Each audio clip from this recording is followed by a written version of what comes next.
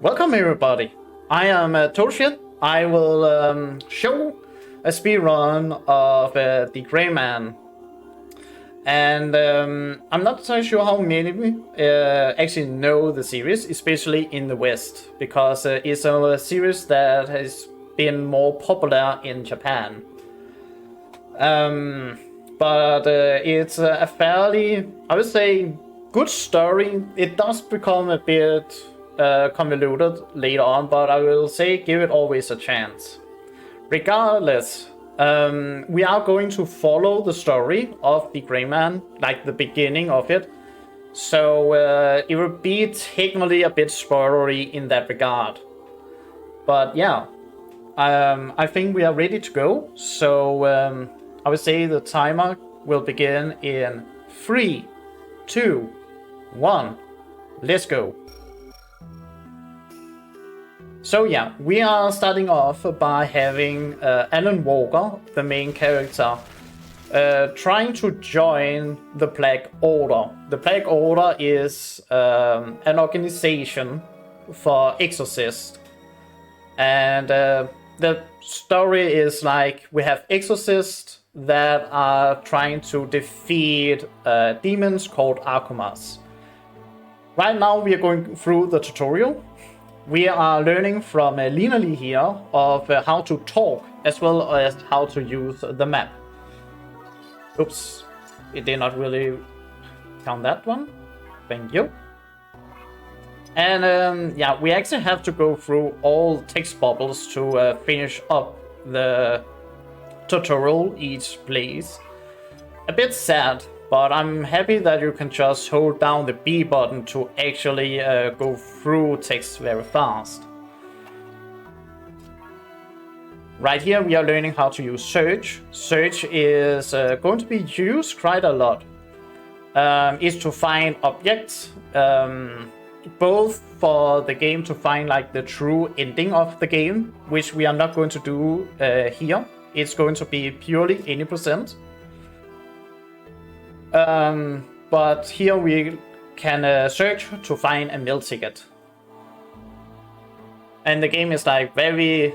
The game tries to tell you that, oh, it always let you know if you need to use search to find things and objects. It's not that kind, I would say, all the time. But yeah, we are skipping over one part of the tutorial by not going into the command room. That part is not necessary. Regardless, we are now going to learn how to use the meal ticket to actually buy food. But as we were about to eat, another character, an exorcist called Kanda, is a bit of a break towards his own teammates and Alan. He's saying, how should I say it? He's saying that he will not even learn Alan's name if he cannot survive the first month in this place. But he is very kind to actually tell us how to fight. Because he wants to test us. And yeah, how combat works is that you are using the touchscreen to draw lines. The longer lines, the more damage you do. And usually you need to do headshots to actually deal damage. This fight doesn't really matter if you win or lose. It's always a win. But it takes a long time to be defeated. So it's just faster to actually try and win.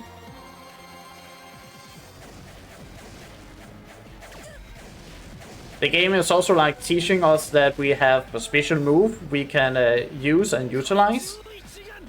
Unfortunately, it requires you to also use the touchscreen with drawing lines. And the game is not that good of picking up how to use the ultimate. So I found out it's more or less faster to completely ignore them, since you're not guaranteed to pull them off. And that means you're actually just losing time, not, execute the special. We are also learning that this golem here, called Tim, we can use it to communicate between our comrades or allies, give things to them, as well as we are also learning how to move companions. So right now we are going to move linearly, as well as Alan into the command room. We will have a small talk before we are going to meet the head chief of this section of the Black Order.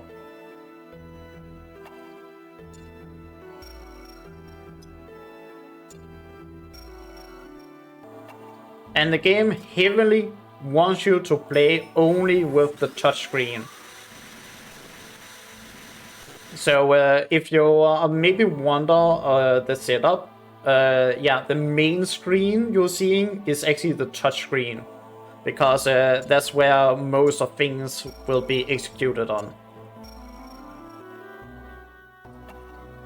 But yeah, before Alan truly can become a part of the organization, he needs to have his innocence evaluated. So that's what we are doing now.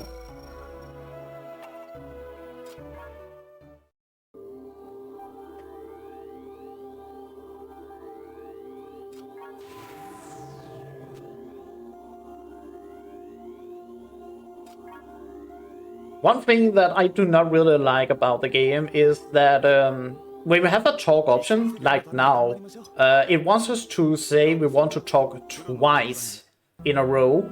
And it's like, why not just say talk once and then be over with? Regardless, that was the first kind of chapter. Now we are going to learn how to do missions.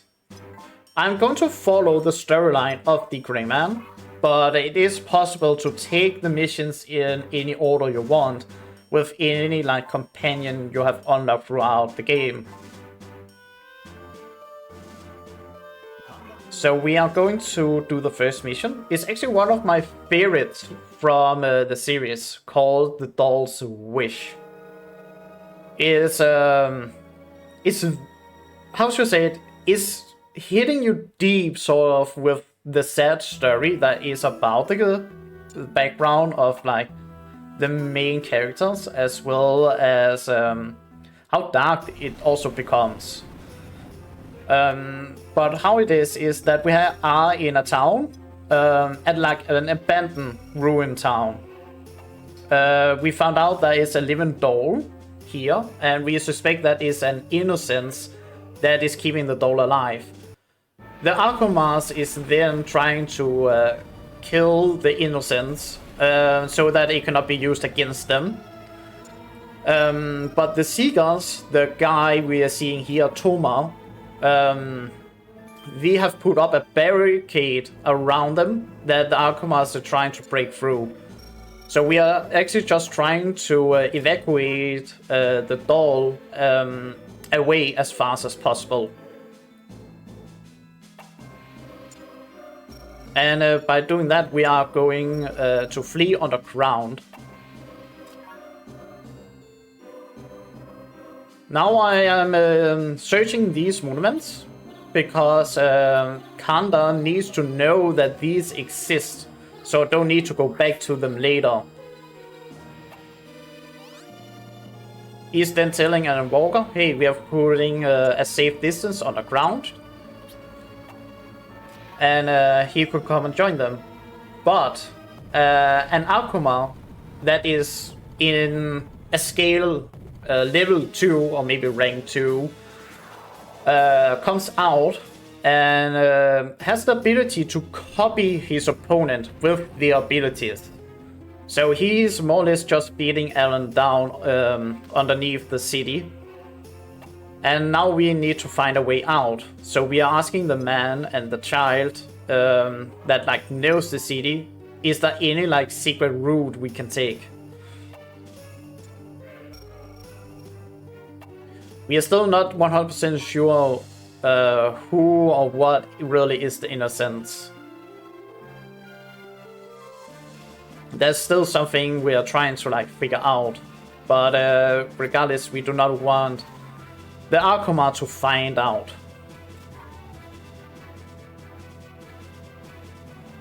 And here is one thing that I hate the search for, because on this picture you have to search the sand pile in the bottom left corner.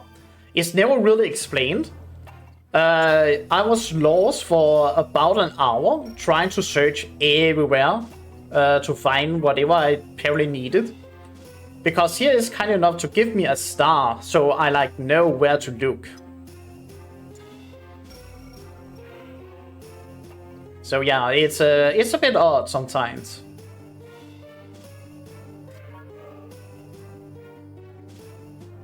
So right now we are still trying to find a way out, but the man and the child have now decided to escape without our help. And then the game wants us to have Alan to look through the hole, learn that Kanda is there, and then speak to him. And if you have not found the stone and you are not searched the monument, you'll be more or less lost now to what you actually need to do. Because the game does not tell you need to do those two things. Yeah, let's just say it was not fun the first time. Regardless, we have opened up a series of patches. And here you have to search to find Toma, and you may think it would be an obvious place like the window to the left, the pathway to the right. But no, you actually have to click and select the window, but target the wall to the left to summon Toma, because he's going through the hole in the wall that he's then making and not through the one that is already there. Yeah, it's not that, if I can say, coherent sometimes. Now we have like our real first fight. Yeah, headshots is the way to go. And I may add, this is the first time we are seeing a level 2 Akuma.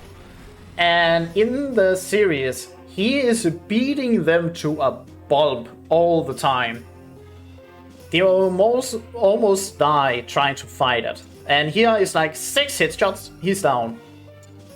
Regardless, we need to find the man and the child.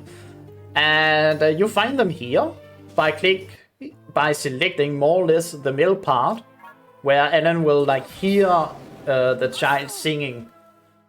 And then you have to break down the wall. But again, the game do not tell you that you need to search and find them hidden there.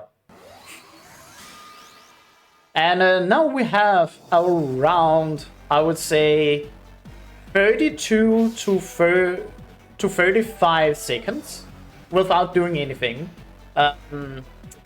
This is a win-win situation. The only reason you want to, if I can say, survive for a whole minute is if you need the item, or at least one of the items, to get the true ending. But we are doing the 80% run. So for us, it doesn't really matter much. It's just about the RNG on how fast the pillars are going to hit us. The usual time is 28, but not always. But regarding the story in here itself, we are learning that the man is not the doll as we thought he was. It's actually the child. And they lived together more or less in this abandoned city because the man was born really like deformed and was abandoned and got picked up by the doll. But unfortunately, the Akuma is actually going to manage to kill not only the innocents but also the man itself. And it's actually really sad what's happening so short after, but I will let people maybe read it because it's hitting a bit hard. Regardless, that was chapter 2 with A Doll's Wish. A Doll's Wish. I cannot speak today.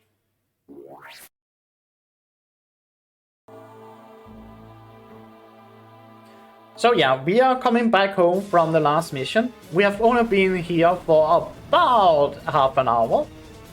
And that's already something going down. So it turns out that Kumui, the head chief of the department here, he wanted to help his co-workers by making a machine that could, take over the workload. And he made it as a copy of himself, more or less. But that also means that it really loved Lina Lee's coffee and ended up drinking it, making it malfunction.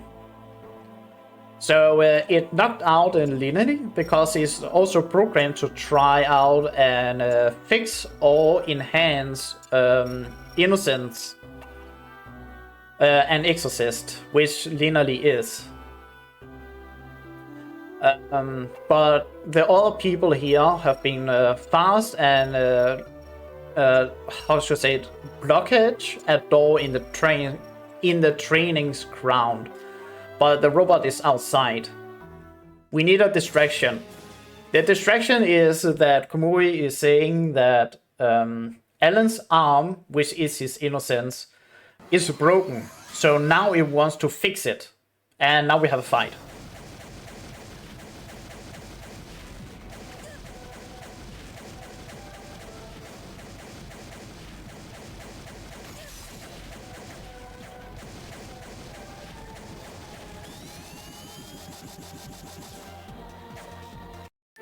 Unfortunately, the robot is not destroyed, because it was also made with function to self-repair.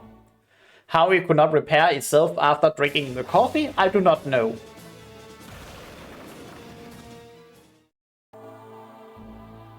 But we saved Lina Lee, but the robot is still on the loose.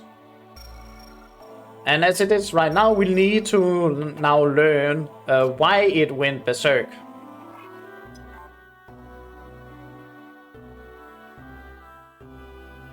Of course, Kumui will not have the robot destroyed because he used a lot of time to make it, and he sees it as himself.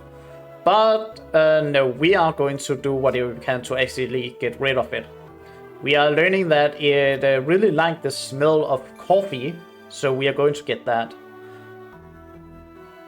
We are also going to learn that its lenses is light sensitive. So flickering lights will actually confuse it, and a good place to have it trapped would be in this elevator that's floating in the middle. So now we are going to tell our plan to Lina Lee. The weird thing is that they are putting both characters in the chief office, but they need to be in the command room to actually talk about the plan. I do not know why they decided to move them together, but also make it so they need to be moved.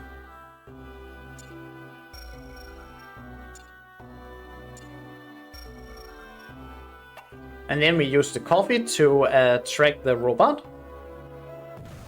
It comes. We throw coffee onto it so that it will be blinded temporarily, so that Lina Lee can go for his eye. Then they want Alan to take it out, but Kumui will not really want that, so he knocks out Alan with a blow dart. And all this commotion now makes Kanda angry, so now he's going to step in and destroy the robot instead.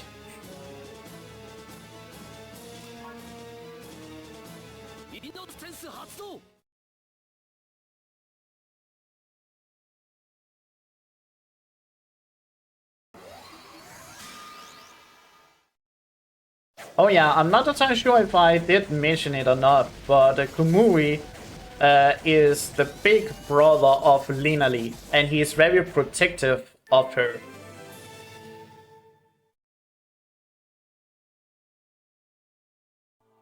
Just for something coming up here. So right now we have dealt with Robot. We have told that we need Komuri as well as an Walker in the dining hall. But he's asleep and we need to wake him up. That is a secret phrase, a secret sentence that we can say to wake him up. And this makes use of the DS's mic function.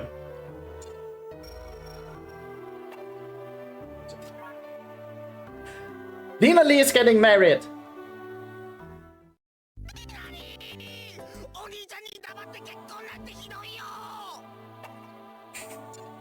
I would say that's the best bit of the whole game. Right there.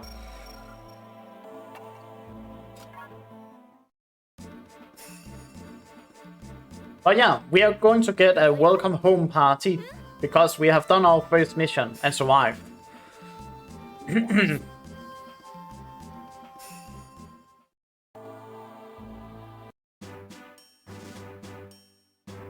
And now for the next mission. This is the longest mission.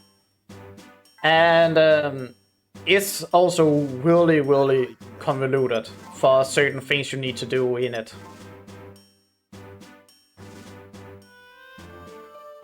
Oh yeah, by the way, if you're using the search mechanic, there are hidden items everywhere. Things you need to get to the true ending.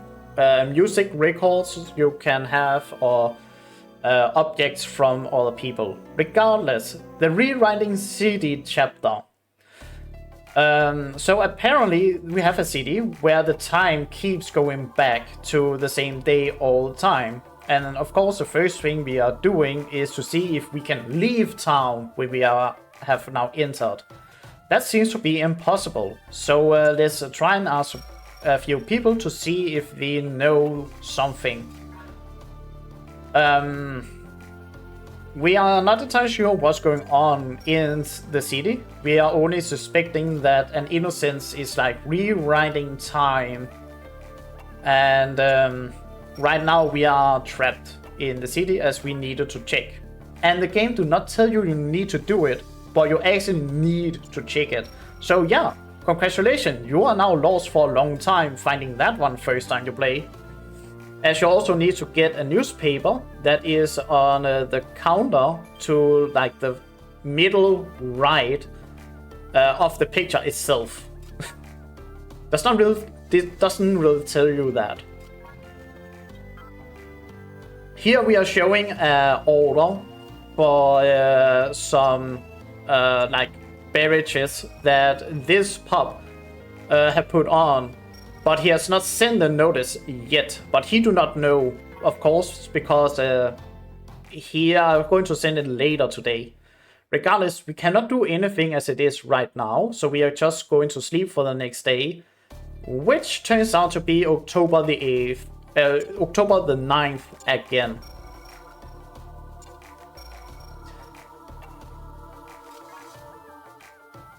We are then seeing something a bit odd.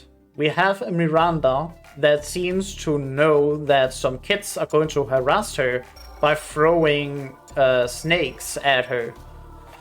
And it's a bit odd because she already knows it, saying like, oh, I have already been harassed by you like 20 times. But regardless, we are sleeping for the next day. And we are then going back. And then we find out that she has not come by the whole day, which is odd because everything is getting repeated every single day. But we then find out that she got stopped by an Akuma. Now I hope this one actually wants to attack me, because it's very difficult to hit his head while he's moving around on the battlefield.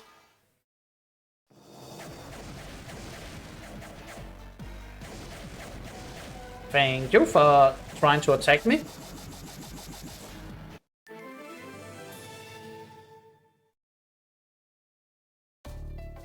But unfortunately, she ended up running away while we were fighting the Akuma. So we are now talking to Linoli, saying that we want to return back to the hub and talk about what was going on here. Because why was also an Akuma attacking like a citizen all of a sudden? And of course, the game again do not tell you that you need to use the search at the far end of this pub near the window to actually see Miranda be spying on us. So you all have been lost for a very long time the first time you play. It's not that kind sometimes. Regardless, 3 Akumas are attacking us. Alan is going to fight them while Lina taking Miranda to a safe place.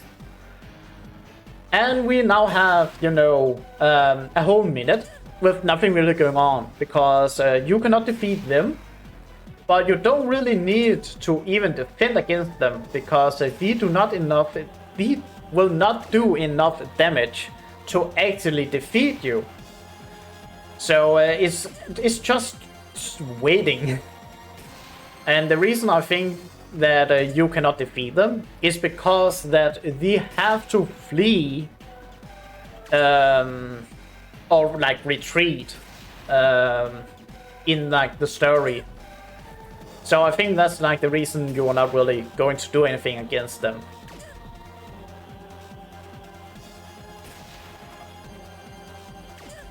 But if I needed to like block, you need to draw a circle on the touchpad to like end up blocking them.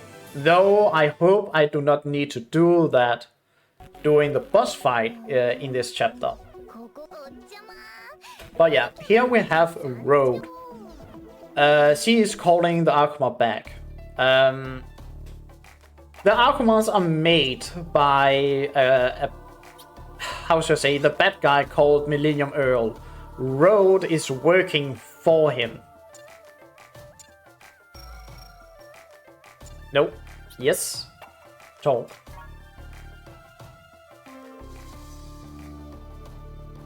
So yeah, we are now going to learn that the innocents actually come from the clock inside this room. And how it sort of works is that Miranda made a sort of sad wish to say that she wished the next day will never come, because she got fired for the 100th time that day. And the clock tower then granted that wish. Oops. So now what we need to do is try to find some work for Miranda so she can get like a fulfillment out of it. And hopefully that will like break the seal around, you know, the city. Because now she's happy and want the next day to come.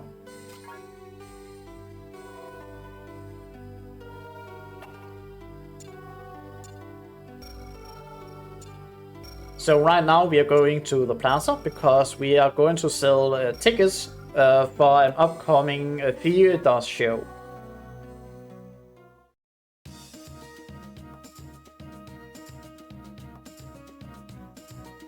And yeah, we are so good at selling tickets actually.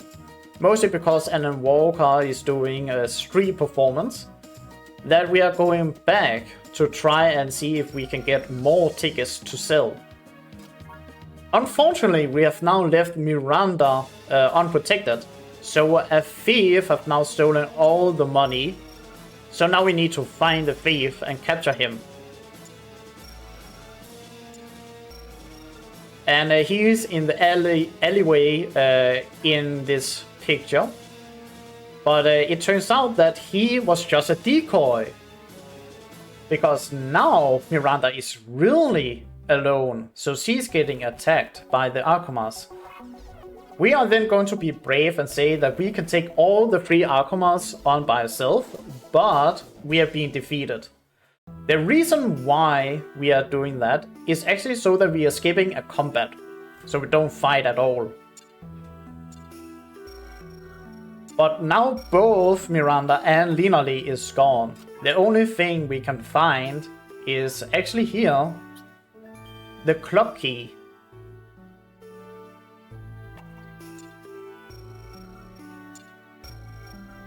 And then we going back to the apartment just to find out, hey, it's actually gone. So then search again and see, hey, there's actually a small hole where the clock tower, the clockwork was. And using the key, ta-da! Opening up an interdimensional portal.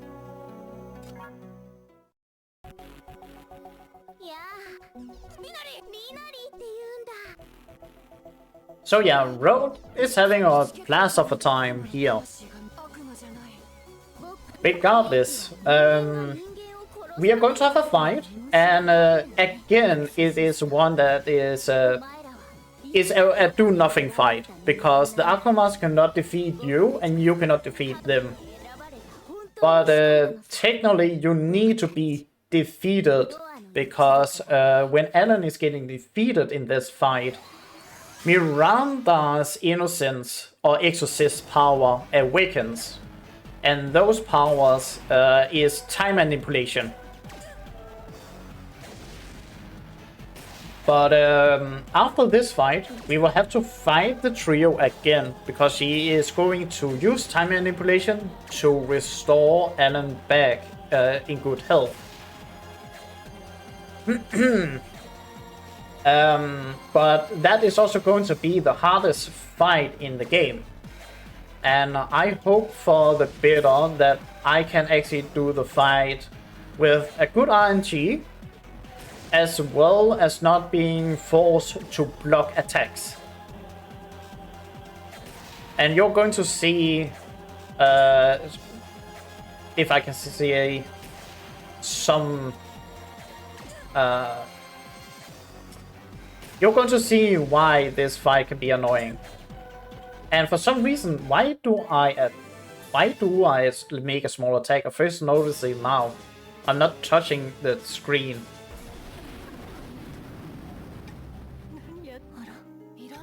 Oh well, you're going to fight.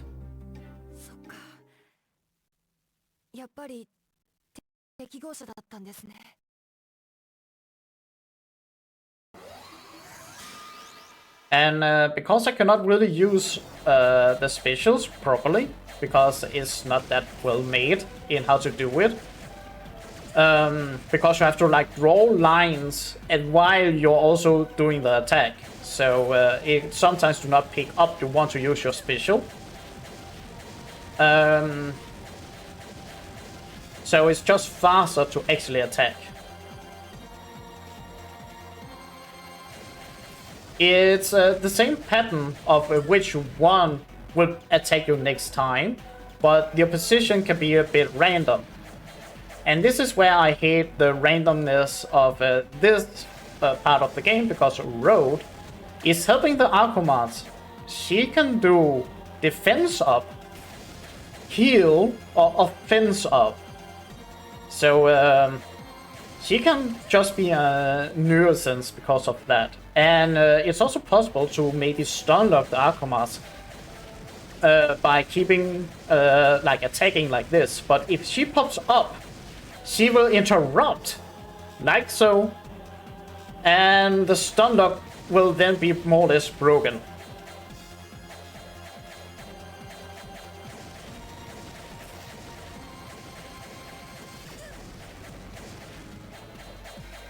I really want to beat up the big guy first, actually, because he's the one that does the most damage. So if you have a really bad luck and Road is giving a lot of attack boost up, he's going to hurt a lot.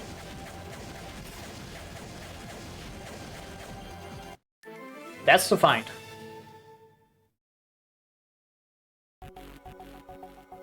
And after we have fought, Road is now going to leave. And everything turns out to be fine. Except if we are taking into account that Miranda's time manipulation power is only temporary. So technically after the fight, all the damage Alan took in the previous fight, where he got defeated, comes back. So yeah. But yeah, that's more for the main storyline there.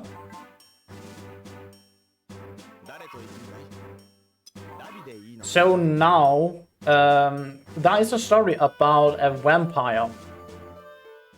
And we are still not entirely sure if this could be an innocence, maybe an Akuma attacking people, or actually just a vampire that have lived for who knows how many years. Who knows? Regardless, we are going to the town. The town is very happy that we have come to try and help them, but they are also kidnapping Alan because they are afraid that we will just leave. Levi here is going to investigate the gate, go back, find out Alan is missing.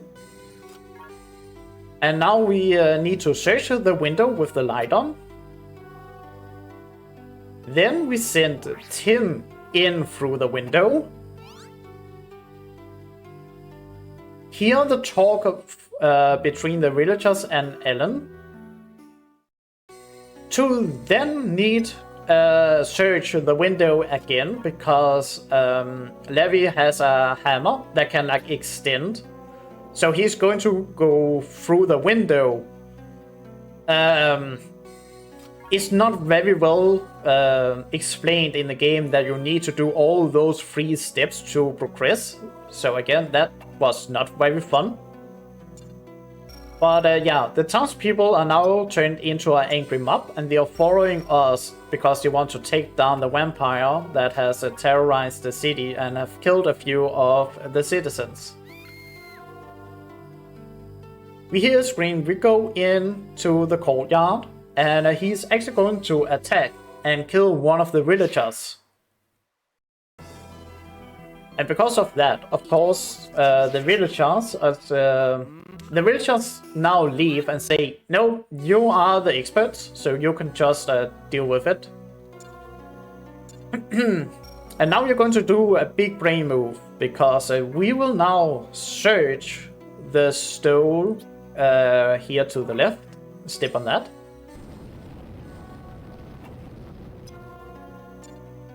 And do the same thing with Levi, but we are going to the right. And that trigger a trap. So we fall through the floor. And upcoming here, we have the most random fight in the whole game.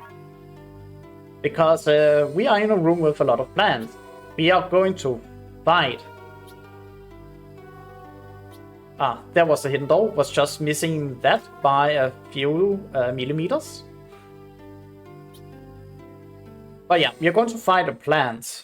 And we have a very small hitbox. We have to attack the vines of it. And it's terrible. Since you have no real idea where they may spawn.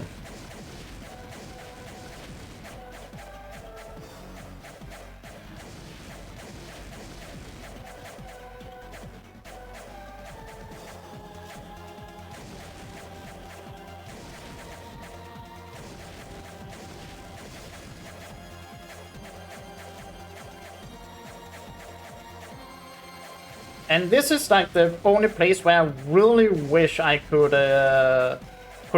like make use of the ultimate, because that attacks everything on screen.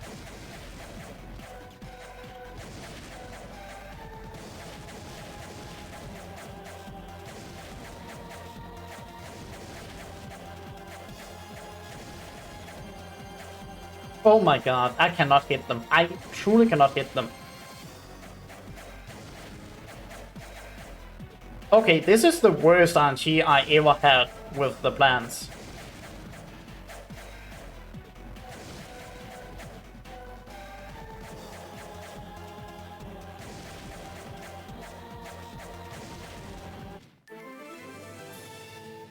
The average time is usually 50 seconds. So yeah, not that great luck with hitting them at all.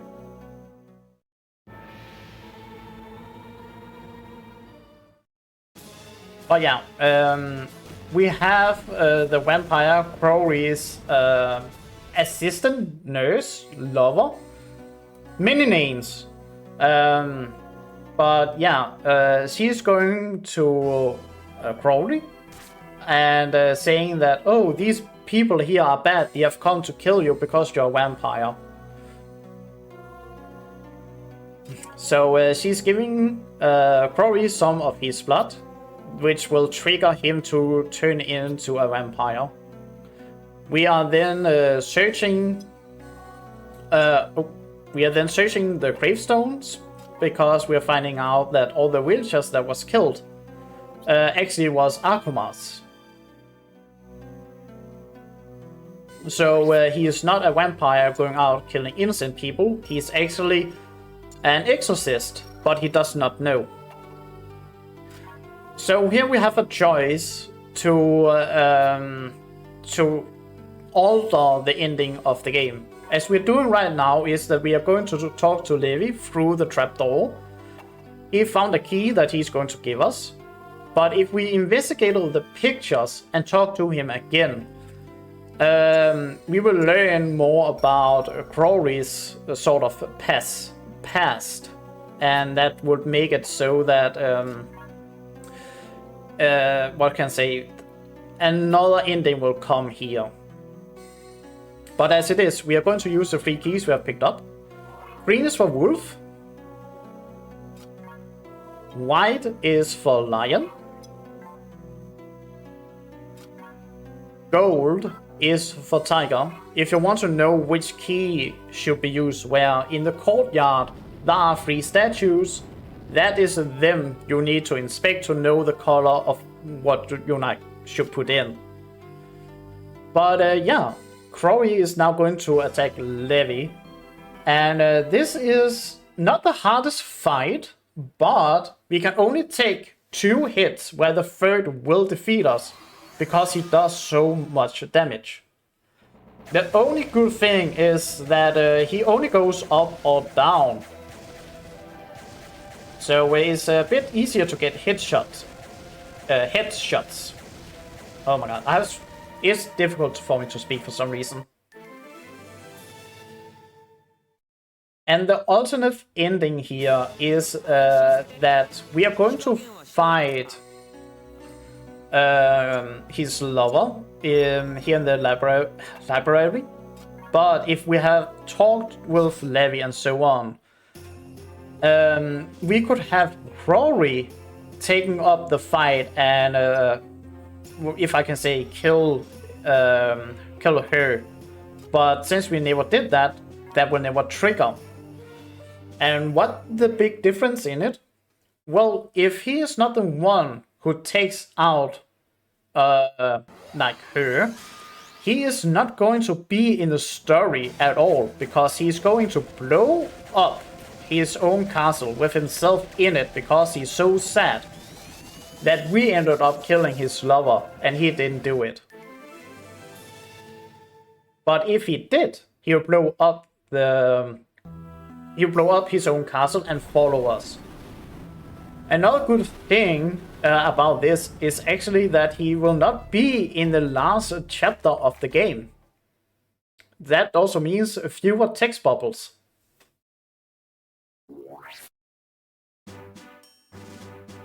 Regardless, we are going to the last chapter of the game. It's not very long and is completely non-canon from the rest of the game.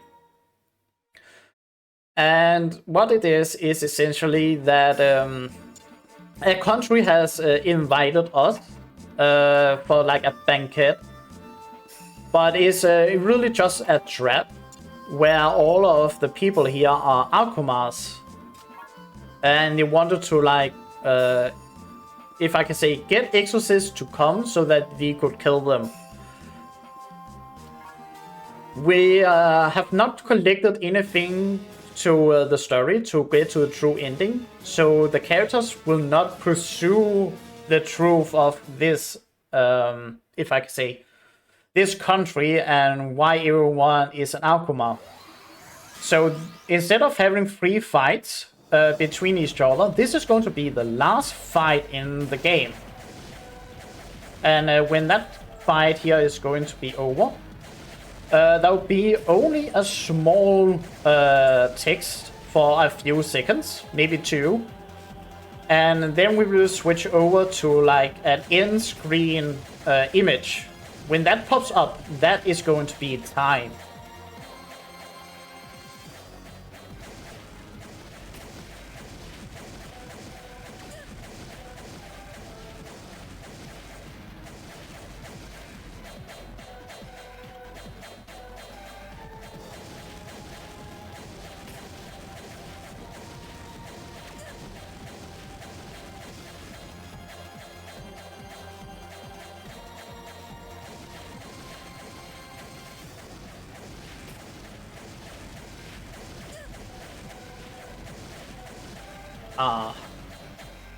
Someone should soon be defeated. Oops. If I could actually hit him. The biggest body is the hardest one to hit, funny enough. He's also the only one that doesn't take damage from headshots. You actually have to hit his spine. Or the key part of his butt.